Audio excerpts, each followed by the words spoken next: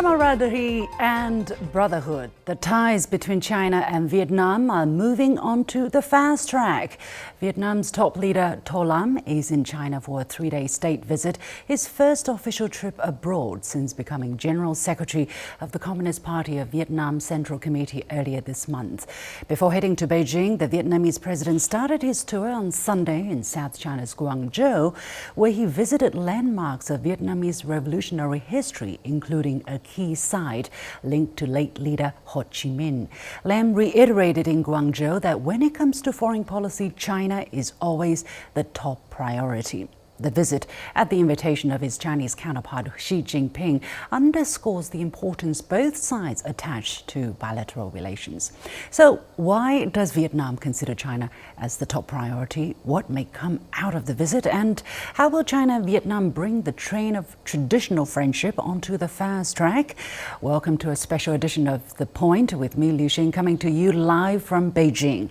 I'm pleased to be joined from Ho Chi Minh City by Dr. Nguyen Tuong, faculty member at Fulbright University, Vietnam.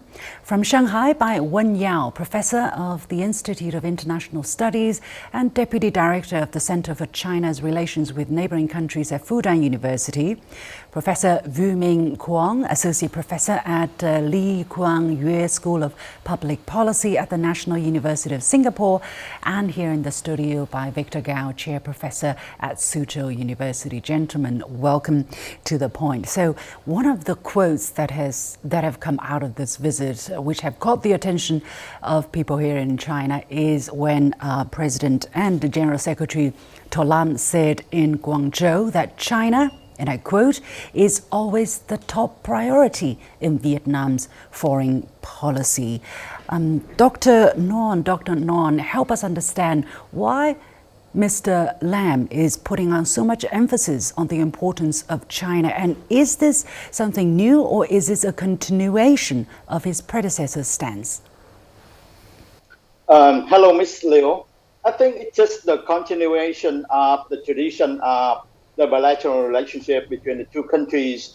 And as you know that last year, President Xi Jinping visited Vietnam, and the two countries already signed the community of the shared future, and in which the two countries consider each other as the utmost important partner of each other. And I think that Vietnam always considers China as its most important partner in this relationship with other countries. And if you look at the significance of China to Vietnam, and you can see it from the geopolitics as well as the geo-economy perspectives, and you can see that how important China is to Vietnam. And if we look back to the history of the two countries, and we can see that China always plays a very important role in Vietnam's social, political, and economic landscape. Professor Vu, also for another Vietnamese perspective, let me go to you. Specifically, why is China so important? And do you agree that from a geopolitical and geoeconomic point of view, China should be put on the top priority list for Vietnam? I would like to emphasize the thoughtfulness of this trip. Very important, very vital for Vietnam. So as you say, actually, he started his trip to China, stopping at Guangzhou, and emphasizing that actually our relationship, our bonding, based on the blood and sacrifice of our earlier generation. So that's why quite important for us to deepen our relationship with China in the time to come. The two countries, as you know, actually have come through a century of wonderful things. Inspiring struggle for regaining independence and making outstanding, economic reforms. And now we come together to work together to make some miracles in the next 2 or 3 decades, become the high income nation. In our strategy, we do believe that actually China, very, very important partner for Vietnam to realize Vietnam 2045 vision to become high income nation when the country celebrates the 100th anniversary of independence. Professor Wen Yao, for the Chinese perspective, the Ministry of Foreign Affairs on the 15th of August, in anticipation of Mr. Lam's visit, China said that China and Vietnam are working intensively to implement the outcomes achieved during General Secretary and President Xi Jinping's historic visit to Vietnam at the end of last year, and that efforts to build the China-Vietnam community with a shared future that carries strategic significance have had a good start.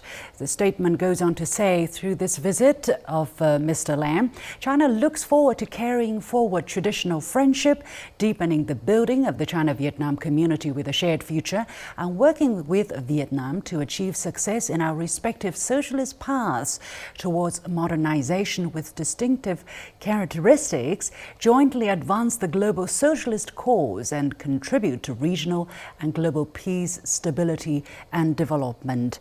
Professor Wen Yao, what's the special significance that Vietnam holds for China, both from a geopolitical, geoeconomic point of view, but also from an ideological point of view?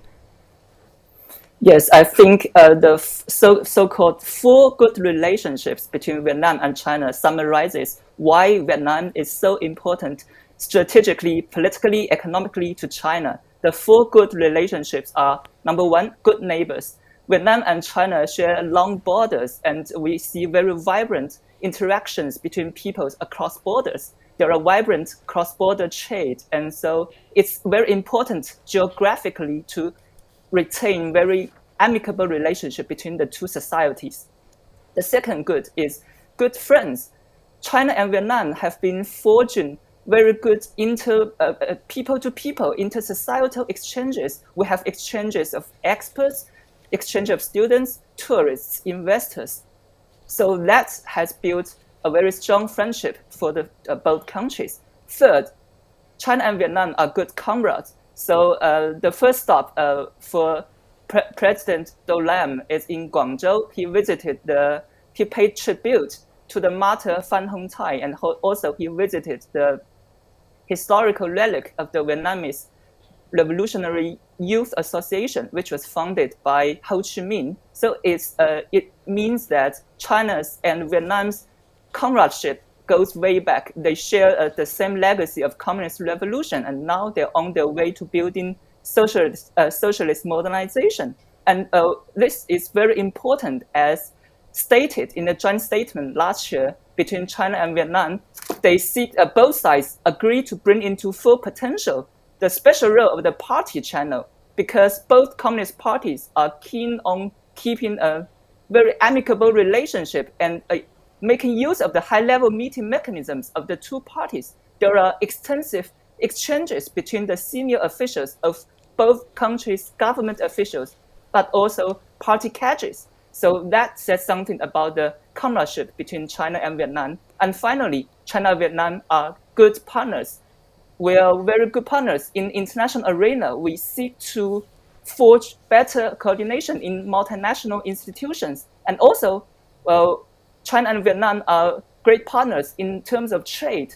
So Vietnam has been China's biggest trading partner in the ASEAN bloc, and also the fifth globally. China has also been Vietnam's biggest trading partner. So that says something about the very vibrant relationship in China's and in the relationship between China and Vietnam in their way to building a strategic cooperative partnership. Indeed, there's a lot. Yeah, there's a lot to unpack in this relationship, a lot of aspects. Victor, how would you assess the current state of bilateral ties? Because according to the Minister of Foreign Affairs of Vietnam, Mr. Binh Thanh Song, right before Mr. Lam started this visit, he said bilateral ties are at basically the highest level ever, that he looks forward to frank, sincere and substantive discussion exchanges between the two sides. How is the current state of bilateral ties seen from the Chinese side? Well, first of all, a warm welcome to Secretary General Lam's important state visit to China. We warmly welcome his visit. Secondly, his statement about China-Vietnamese relations being the top priority of Vietnam's foreign policy is a reflection of realism and pragmatism, and also demonstrates his own personal caring for further nurturing and developing China-Vietnamese relations. And it's a good affirmation of the bamboo diplomacy that Vietnam has been following for its own benefit. From the Chinese perspective, China and Vietnam are always together for thousands of years. Of course, there are ups and downs in the bilateral relations, but overall, we are very much bonded together by culture, by heritage, by traditions, you name it.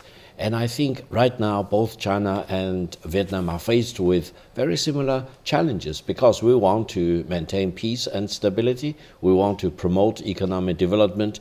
In China, we want to continue to push to the edge of the envelope, to the forefront of technological revolutions of all kinds. Vietnam really wants to continue its rapid economic development.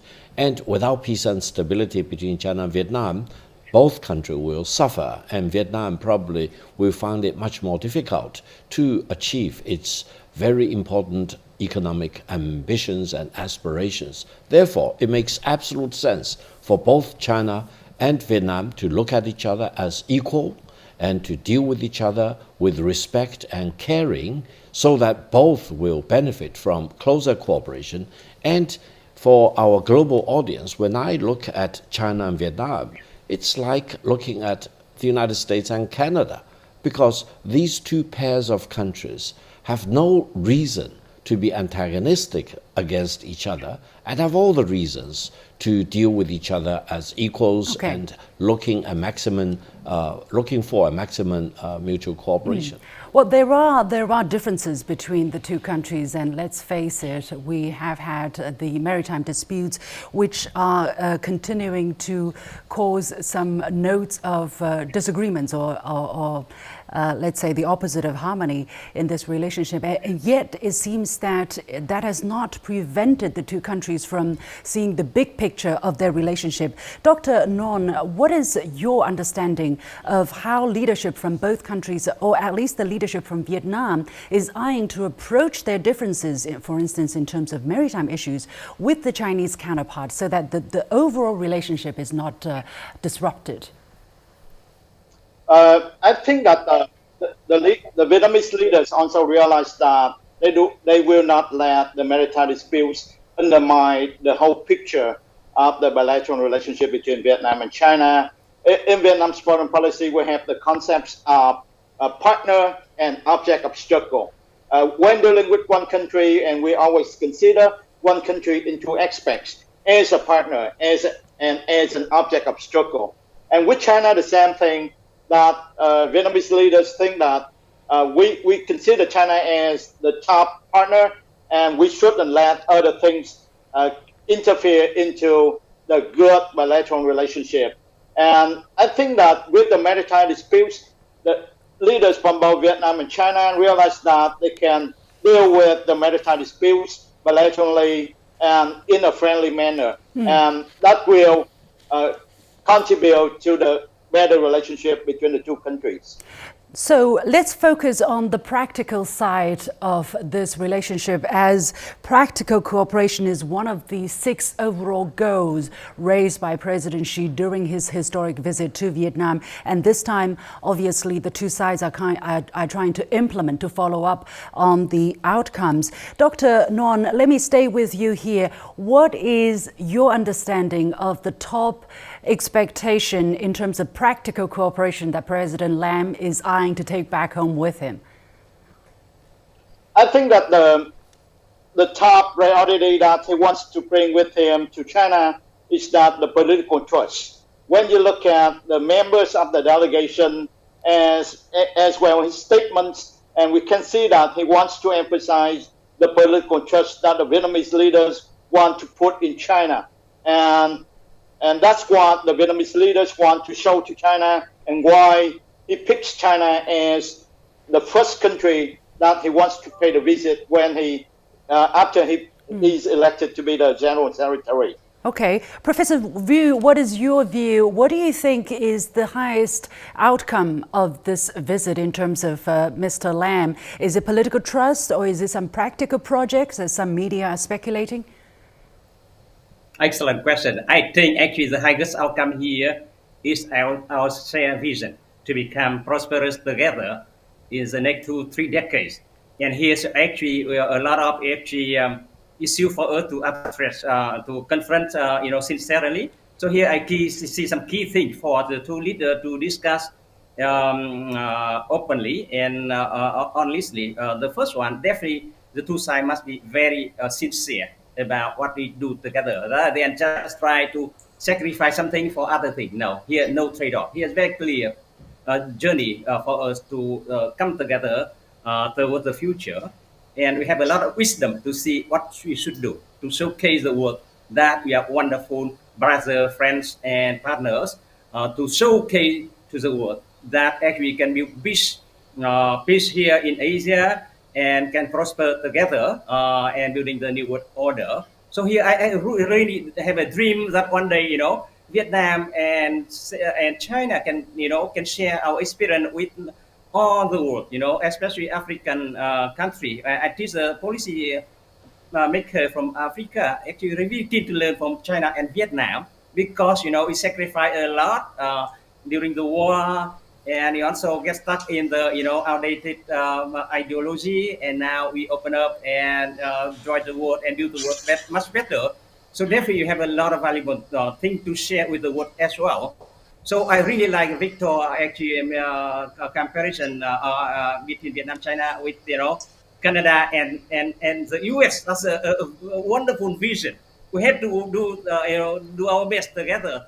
Very inspiring for the Vietnamese as well. So now we look at the China and the friends who can actually join us to the journey to prosperity and with highest level of trust. So I do believe that President Tolam visit to China will open up that way. So I think a vision is the highest one, and commitment and the resources investment is the second and third issue. Professor Wen, what is your take, and what is China looking for in such a high-level visit at such a critical moment, at such a crucial moment? Yes, indeed. I agree with the previous two guests that building political trust, of course, comes first, because this is the first state visit after President Lam became the General Secretary. So between China and Vietnam, it's always the top leadership of both parties and both countries that come first, and then they set the strategic priority for both countries. And in last year's joint statement, where Vietnam and China pledged to build a community with a shared future, there are, as you mentioned, there are 6 major cooperation orientations, and the first is the stronger political trust. So that, of course, comes first, which can be seen from the delegation of Vietnam, mainly political party affairs and political affairs officials. So building a stronger political trust, of course, comes first. That's one thing. The other, as you mentioned, we would like to see more cooperation agreements or the discussions about practical cooperations in other major fields, such as more practical cooperation in defense and security. Actually, President Lam is no stranger to this issue area of cooperation, because he was the Minister of Public Security. So we will see maybe more extensive exchanges between the law enforcement and military forces between China and Vietnam. But also we would like to see deeper and more practical cooperation in areas such as finance and economy. Vietnam is reviewing the 4th-year implementation of the course of its renewal, and there are a lot of pragmatic areas where China and Vietnam could work on. For example, digital economy, green energy, high-quality agriculture, and infrastructure. So earlier, I noticed a very interesting piece of news. So in the first 7 months of this year, Vietnam's durian export, the export of the tropical fruit that has a special flavor, rose 46% year on year to over $1 billion. That is quite a feat, and actually that surpasses Thailand's export to China. So that shows the vibrant relationship in terms of economy and trade between Vietnam and China. Indeed, on top of political trust, you know, the kind of atmosphere between, the kind of link between the two parties and the two states, the practical cooperation is vital because that touches on the day-to-day living and businesses of a lot of people in Vietnam. Durian, okay, when I was in Hanoi, everywhere was durian. I loved it, definitely, but not everybody, I understand. Victor, in terms of cooperation, what kind of potentials are we looking at? Well, from my personal perspective, I think the following list of projects will be crucially important. One is connectivity from the Chinese border throughout, from north to south, to reach Ho Chi Minh City and then connecting with Cambodia and Laos, etc., so that the connectivity not only from up and down in Vietnam, but also in the ASEAN region can be further extended. This will help Vietnam to emancipate greater productivity and making sure that ASEAN region as a whole, and in particular Vietnam, will reach sustainable high-speed development for many years to come. Secondly, I would say people-to-people exchanges. I would want to see more Vietnamese students, tourists, business people come to China. I think they will be warmly welcome, and I also hope more Chinese students can go to study in Vietnam so that the two nations can better understand each other and deal with each other and engage with each other for many decades to come.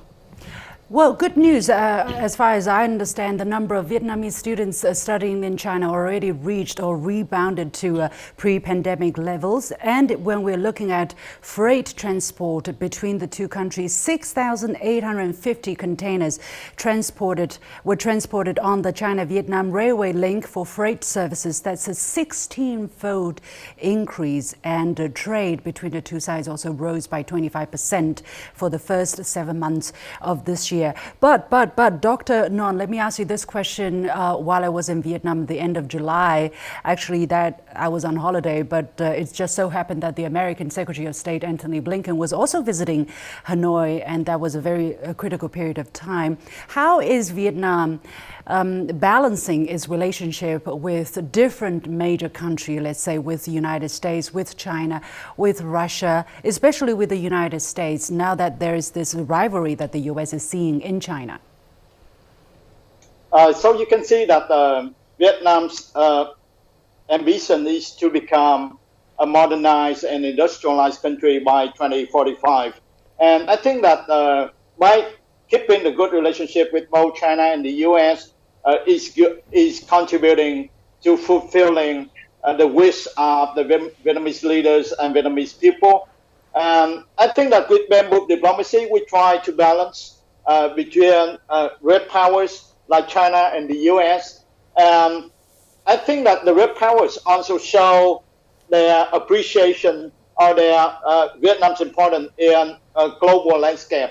So that's the reason why when the late General Secretary Nguyen passed away, and you can see that the U.S. Secretary Antony Blinken came to pay the last tribute to the late General Secretary. And this is one kind of act that the U.S. government wants to show to the Vietnamese government and Vietnamese people that they also consider Vietnam as an important partner on the Vietnamese side. And we also want to show to the U.S. that we also consider the U.S.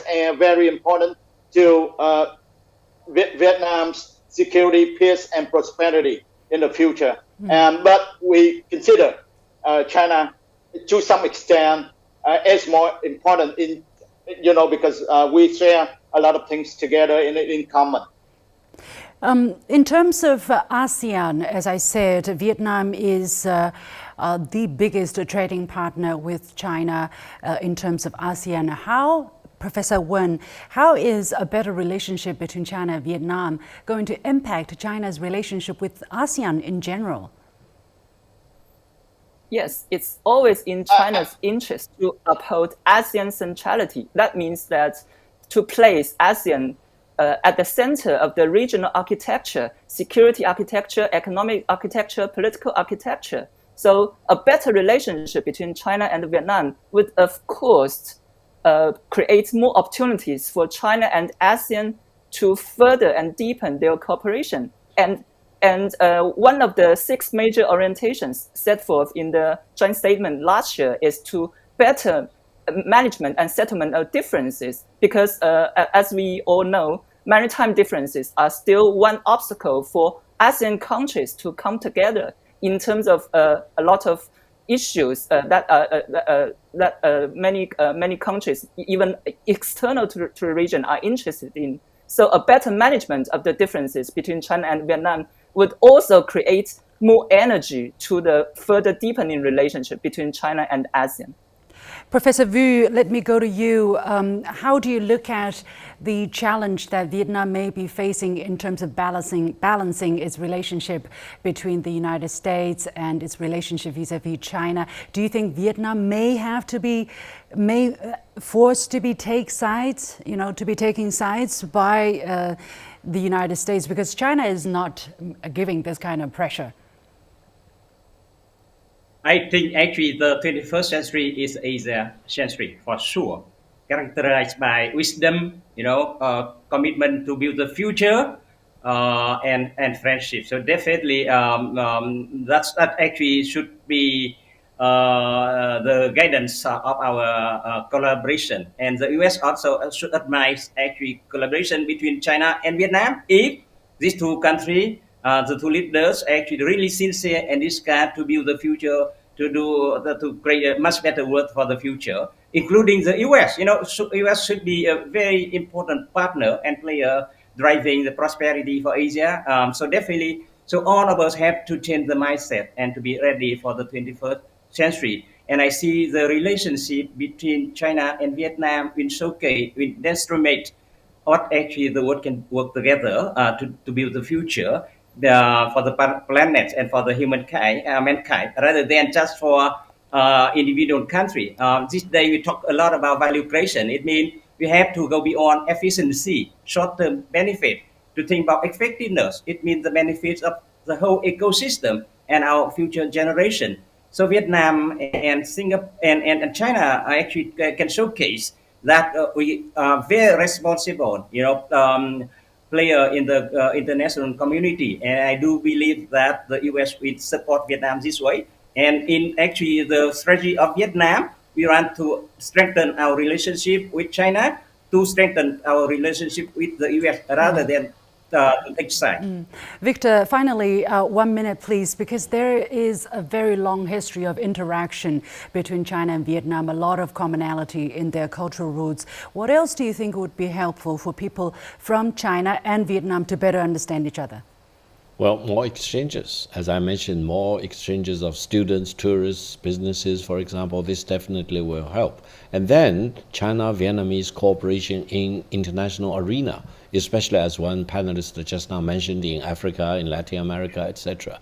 We can really pool resources together. Then we come up with a very wise decision to handle the maritime disputes between China and Vietnam. I think we will have enough wisdom to maximize our mutual benefits and pushing away all possibilities of antagonism and a showdown, for example, as far as South China Sea is concerned. Yeah, well, indeed, the two leaders last year during their historic meeting, they agreed to seek lasting resolution of maritime disputes so that they will all find solutions that are mutually acceptable and conforms to the agreement on the basic principles on settlement of such issues. We have to leave it there. Many thanks to my guests, Dr. Nguyen Thanh Tong, Wen Yao, Professor V. Nguyen, and Victor Gao.